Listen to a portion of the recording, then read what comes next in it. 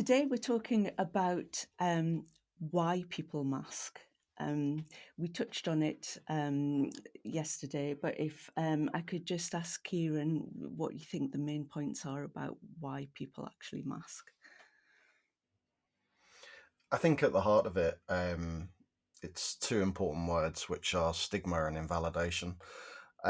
Firstly, the stigma around behaviours that aren't perceived as normal, shall we say, normal in inverted commas. There's a kind of mainstream idea about how what's socially acceptable, how people should behave, how people should think, how people should feel. You know, it's really hubristic because there's like 8.5 million species on the planet, and all of them act completely differently, but yet human beings all have to be exactly the same. It's completely random, but this is the world that we live in. That's created all these kind of social norms and social expectations. So when you are a child, and this goes right back to babyhood because autistic babies are a real thing, and autistic babies have sensory experiences, which we don't see and can't. They obviously can't verbalize and vocalize.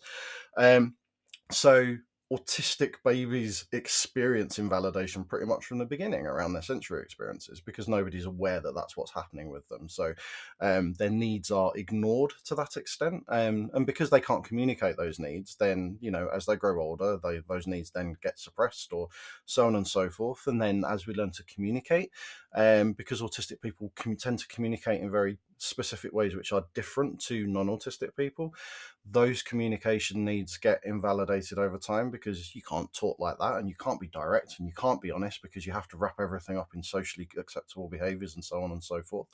And then that ekes out into really every aspect of our being. We, as autistic people, even if we know that we're autistic or not, we're pathologized on every single level of who we are, around the way that we eat, the way that we move, the way that we think, the way we speak, the way we, even how we sleep.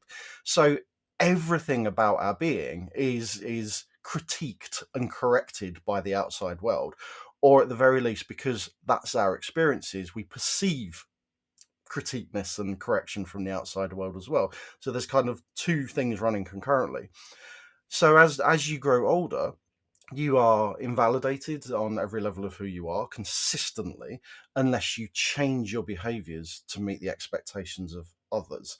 And again, you are stigmatized. Once people know that you're autistic, then there's a whole other level of stigma comes there as well, when people are view autism as a very negative thing generally, and as something which should be overcome and something which should be fixed, and you're not normal, you're weird, and all of those kind of negative connotations that come with it. So effectively, that's how we are marginalized and excluded from a society that calls itself inclusive and accepting.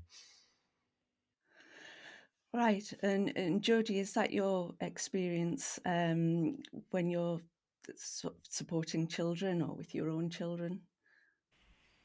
Yeah, I mean, there's always lots of talk from young people about not wanting to be seen as weird, wanting to be able to make friends. The word weird came up quite a lot in my research, um, which is an interesting one for me because I think weird is a good thing, but clearly not everybody feels that way. Um, so there was lots about that external presentation and that survival need to be accepted into the majority neurotype. But then there was also bits and pieces around the internal state as well. So one young person described that when there was something exciting going on, whether that be at home with the family or in school, that they didn't want those around them to feel disappointed that they weren't enjoying that experience. So they didn't want to upset anybody. They didn't want to feel a burden. So again, it falls into that people pleasing. So that they would pretend that they were okay and that they were having a nice time, and there'd be a big smile on their face because everybody around them's having a nice time. So they should be having a nice time. Um, and there's also, again, because we do communicate and feel and express our emotions differently, a lot of young people will mask. Well, a lot of all autistic people will mask because, sorry, I don't know. I've lost my train of thought. Because they don't actually know why they're not okay. Because if everybody else around them is having a different experience to them, they don't know why they are finding a particular situation difficult or distressing or overwhelming. So if they outwardly don't look okay, people will say, "Oh, what's wrong? Are you okay?" And they don't have the answers. So it's much, much easier to say I'm fine, because if somebody asks you're okay, it's a massive social demand when you don't know the answer to that. And sometimes in the work I do is almost I talk a lot about my own experiences and challenges and experiences that I find overwhelming or distressing, because if you live in a world where the majority of people don't have the same experience as you, how are you ever supposed to know what your challenges are? So young people have this massive blind spot as to how they're feeling and why they're feeling it, and that again is linked into the masking. Yeah, Jodie's raised a really, really important point there, which is why masking is so heavily intertwined with poor and negative mental health and mental health outcomes. Because when you have that narrative of, like everything in my life is a disaster and people blame me for stuff all the time and I'm always the one at fault for everything. When you don't have the answer to why you don't feel okay, because of the way that we have monotropic neurology, it's interest led, and that also means that we problem solve. We look for answers, we connect the dots and come up with the answers. When you don't know why you're not okay and everyone else around you is kind of focused on you as being the problem, the only solution that you can come up with is that you are the problem. That you are, therefore there's something wrong with you, you're broken in some way, because everyone else is absolutely fine and you're the one causing all this disruption to everybody else and all these problems, and you're the one who's having relationship failures and can't make friends or struggling to be around other people and kind of meet those social expectations. There's a constant internalized narrative there that develops that you're at fault, you're to blame, and everything around us reinforces that. Everything from the people that are around us to the media representations of autism, the cultural, the research narratives around autism, and not just around autism, because there are narratives that talk around these negative and inverted commas behaviours that don't even use the word autism, but still are applied to us as people who disrupt the social kind of wheel that gets greased by everybody else, but we're the ones sticking the spoke in the wheel. So there's a real problematic narrative there of not only self-blame but that external blame as well, that there's something going wrong with us. And can you imagine the pressure that puts on a child who's growing up, who's trying to figure out who they are in this world, who's developing their sense of identity, and everything around them is telling them that their identity is wrong. And that's what we grow up with. That's the narrative that we have. Yeah, I see. Can I just ask you all about your own personal experiences of masking? When did you first realise that you were doing it? Has it changed throughout your life? If I could start with Amy. It's a really interesting question. So I, as someone who was only formally diagnosed last year, masking has become something that I've unpicked personally for myself over the past few years. But I very distinctly remember having a discussion while I was at university and saying to a friend of mine once, I think we were standing in the kitchen, and I was like, I feel like as you get older, you don't get any less weird, do you? You just learn how to hide the weird bits of yourself from other people more effectively. And they were like, I've got no idea what you're talking about. And I thought that must be a universal experience that everybody must have just kind of gotten by. And I remember as a teenager, particularly, I, as a kid, was very weird. And I was really, really into the X-Files, and I used to wear my X-Files t-shirt all of the time, and I would talk about it constantly. And no one seemed to care. That was fine as a really young kid. And when I started secondary school, that's when my difficulties started. I found it really hard socially, and I kind of got to the point where I was like, right, I need to appear a certain way in public in front of other people. I need to appear cheerful. I'll smile all the time because people like people who smile, right? Like people like nice people. So I'll be nice. And that didn't help either.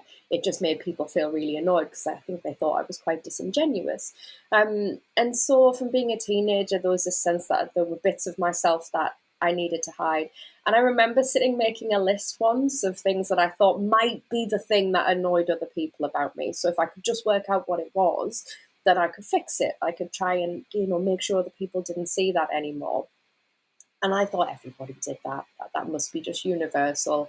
And they don't. And, that's something I didn't realize until really the past few years, kind of making sense of realizing that I was autistic, and starting to unpick my own experiences. And Kieran and I have discussed this a lot. And something that really helped, but was also quite, I guess, distressing for me was I was doing research around masking, and reading about other people's experiences and seeing myself in those experiences. It really resonated with me. And it was really hard to read. But at the same time, it was a massive sense of validation there, seeing that actually other people did experience it. There were other people that were like me. That was a really massive shifting point in my own life. Yeah, I can see that the whole process of masking must feel very isolating. And then when you start to talk about it and realize it's a universal thing for autistic people, there must be some kind of, as you say, validation or comfort in that. So similar to Amy, I've been on a sort of a journey of self-discovery and unmasking over the last sort of 4 or 5 years. It's been an interesting journey, full of chops and changes and ups and downs, and I always describe it as pretty epic. I think for me, I realised that I saw the social camouflaging aspect, in that I would see other people that I wanted to be like and look like, and I would dress like them. But a really big realization is sort of happened for me, in that what I've done is sort of reconnected with a time where I didn't mask, and that was sort of my teenage, interestingly, my teenage years and my uni years, where I was really quite eccentric and really expressive through how I dressed. I was very different, but always really just confident about that. And this is who I am, take it or leave it. And actually, my mask really became really sort of strong, I suppose, when I became a parent. I've always had a special interest in child development, attachment, things like that. So, and I had my children relatively young. I had my first child at 24. And I wanted to be part of that community. I wanted to be part of the coffee mornings, because I was fascinated by babies and watching them grow and develop, and I didn't even realize how I was doing that, but I was slowly mimicking. It was sort of quite easy for me in some ways, because my special interest was in babies, and that sort of developed to like breastfeeding and labor, and so that's all these women talk about in these spaces. And so in terms of the conversation, that was really easy for me. But when I look back now on pictures of myself when my children were young, I'm like, oh my gosh, like I'm cringing, because I can clearly see that it wasn't me. But it was how I presented myself in order to fit into that space. And that was a massive realization for me. I was like, oh my gosh. So I'm sort of, I'm completely reconnecting with how I was before that period of my life, and have completely different perspectives and views now around child development and attachment and all things like that, with the autistic lens. I always say that actually having my children saved me, which sounds really dramatic, but if it wasn't for my the identification of my eldest child as being autistic, I don't know at what point I would have recognised myself. And that's a really common pathway, actually, for lots of autistic adults. Kieran, what are your own personal experiences with masking? It's a really hard question. I've had a long time to think about this. I was diagnosed when I was 23, which was 20 years ago. So growing up, my overriding memory growing up was being scared and being in fear and kind of making myself as small as possible. That was at school. That was kind of, but also I grew up in we all grew up in unique households, but mine was incredibly unique. So I never really felt safe at home either. So I had no real escape route. So I don't think I ever got to the point where I had anything that I recognized that I was masking, because masking was my entire way of being. Even as I got older, constantly feeling detached, just kind of living really superficially, not able to kind of not even allowing myself to go into great detail on certain things. And I kind of, I had intense passions around things like science fiction and reading. My bedroom was literally a library. Every wall space was covered in shelves and books, and and I lived in that existence. But that very small room was the only room where I felt that I could be authentic. But when my being authentic was to lose myself in other universes and other worlds. And so being outside of that was terrifying. And knowing I knew on a conscious level, I knew that I was living this really superficial life, and I constantly would say to myself, there must be more to this, there's more to me, I know there's more to me, but I can't ever get to a place where I feel safe enough to kind of explore that and know what that is. Growing up, my friendships, looking back now, weren't friendships. They were people that I had spent significant amounts of time with because I was stuck in the same classroom as them, and went through school years with them and stuff like that. So as I grew into a teenager, I self-medicated through drugs and alcohol. I was on antidepressants as an early teenager because people thought that I was depressed. And really, what all this was a suppression of who I was. So once I got my diagnosis, lots of people say now I got my diagnosis, and, I started to explore who I was, and, I started to make these realizations about myself. But back then, there were no other autistic people because it was such a long time, no other autistic adults, apart from Rain Man, who, was not relatable at all and turns out not to be autistic at all. So I had nothing. And it's really interesting what Jodie said. I've heard Jodie say before about her children saved her life.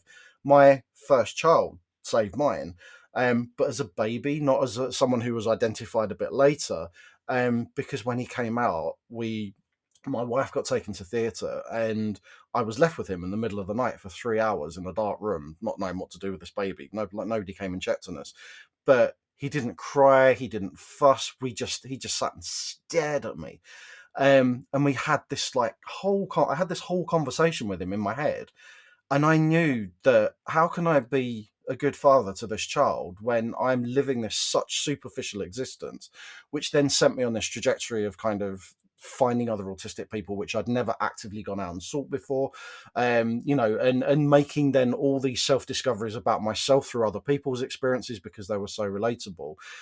So I never had a period where I was like, oh, this was masking and this was masking and this was masking, because it was stretched out over such a long period of time, which is a really privileged thing in a weird kind of way, because I've never had to, all those, unpicking your mask is traumatic because it involves reframing everything that you've kind of known, everything you've grown up with, and all of that. But my trauma was stretched out over my trauma unpicking was stretched out over a really long time, and I was still being traumatized while that was happening. But it's given me a really, I think, unique perspective on all of this, because I am a late diagnosed person, but I'm a late diagnosed person that continued with their masking well past my diagnosis, decades past it. So it's given me this kind of perspective on these things that I can unpick both narratives at the same time, and see it from both those perspectives. But it's it's such a hard thing to put into words, and I've spent the last 10 years writing about this, and I've still not been able to put it in words well enough to kind of the paper that Amy and I wrote last year is the closest that I've come to being able to kind of encapsulate what I felt. And it still wasn't good enough, and now we're writing a book on it, and it's probably still won't be good enough. And it's so difficult to translate into words how it feels to be so suppressed and to project this version of yourself to other people that looks okay, that people still see as a bit weird and odd, but underneath you are in pain and struggling and wanting to connect with other people and unable to find those connections and just being so fearful of everything. It's terrifying, but also privileged to have gone that, because we can sit here and talk about these things now and help other people that are going through those things, and parents who have children that are experiencing this, who have no idea that this is what is going on with their kids, even if they know or think they know what masking is. It's just so deep, and it takes us right down to the core of who we are as humans. Thank you. And given your perspective, and given the fact, Kieran and Jodie, you have neurodivergent children, are you vigilant to signs of masking within them, or does it make you treat them differently? What is your approach to your own children and masking? Jodie, if I could start with you there. Because my eldest masked so effectively, for want of a better word, I didn't even recognise that she was autistic initially. I've worked with autistic children since I was 17, but didn't recognise my own daughter, and mainly because the children that I'd worked with also had learning disabilities and complex health needs, and so my daughter presented very differently. I knew that I was able to recognise that when she was sort of at home, she was becoming very distressed. I came from a very, I did a psychology degree, so I went straight down the attachment, trauma, what have I done to my child route, which is actually a really really common pathway that lots of parents take. They don't consider that their child might be autistic, again, which is why talking about masking is so important.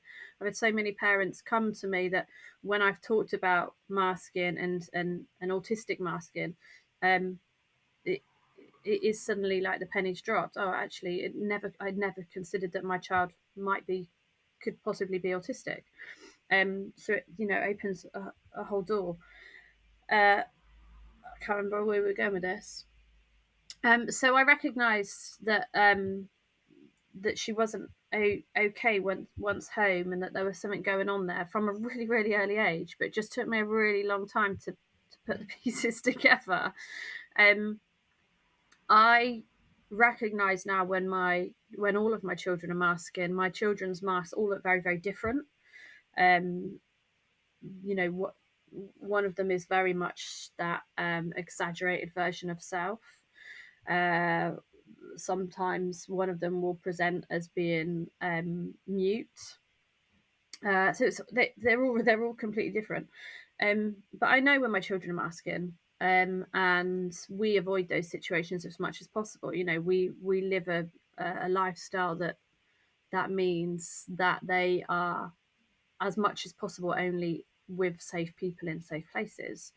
My eldest in particular, who was a really effective masker, being out of school has massively helped with that.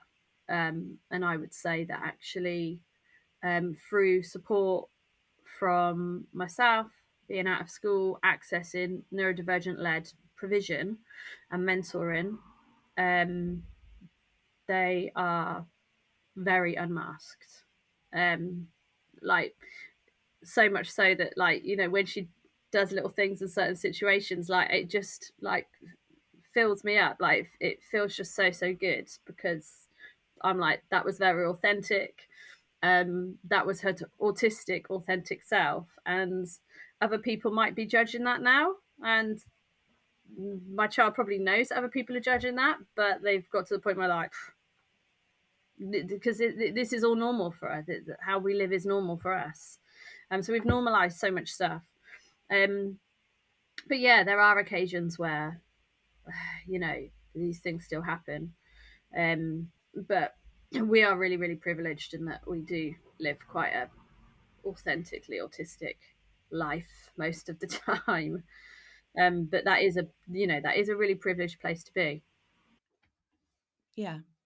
Kieran, how about you and your children? I think because I kind of really started out my real journey of kind of self-discovery when my eldest was first born. Unfortunately, they've had to they've had to deal with my learning journey, and so we've been on a bit of a journey together, kind of thing. So obviously, I have made mistakes with them and stuff like that, as anybody does with their first child. Anyway, you know, you the oldest are usually the most messed up, unfortunately. But you know, as they've grown older, one of the things that we did from very early on, like dad's been autistic from the moment they were born. All my children have known that I am autistic from the moment they were born. My all of my children, to me, were obviously autistic. So from the moment they came out, even preconception with some things, we've known kind of just things have been very obvious to us. So that has changed how we've parented. We have a household where there's no hierarchy, really. You know, mum and dad make decisions about finances and stuff like that because we're the adults and we earn the money and things like that. But we work as a team. We make decisions together. We talk about things together. We validate their communication. My youngest is they speak, but they choose to be minimally speaking. So there's lots of different types of communication going on in our household. There's a lot of text communication and drawing and like hieroglyphs, really, and you know, and so there's multiple different levels of communication going on, and that's absolutely fine. We sought from a very early age to recognize and understand our individual sensory profiles, so that, you know, we know that when there's big clashes, that there's a reason for those big clashes, and it isn't just something that needs to develop into an argument about behavior, and things like that. So we don't control our children like other parents might not think that they control their children, but there is a huge element of control in parental and child relationships.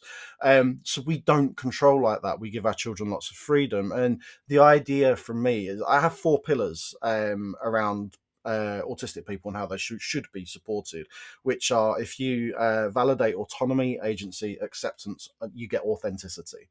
So if you bring those 3 things in, if you enable your children to have agency over their decisions, to have autonomy about their choices, and so that they can accept themselves and we accept them, so there's a lot of self-understanding, that encourages them to be authentic. Now, I've got 2 children in mainstream school. I did have 3 children in mainstream school, but like Jodie, my youngest is now home educated.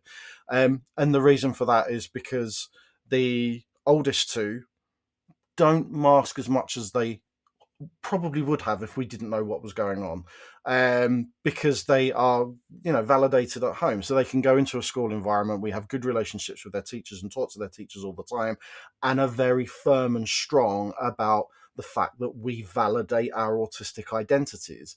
My youngest cannot be in a school environment because it's just not right for them. They masked massively heavily. We recognize them as PDA now, so they need autonomy, and you can't have full autonomy in a mainstream school.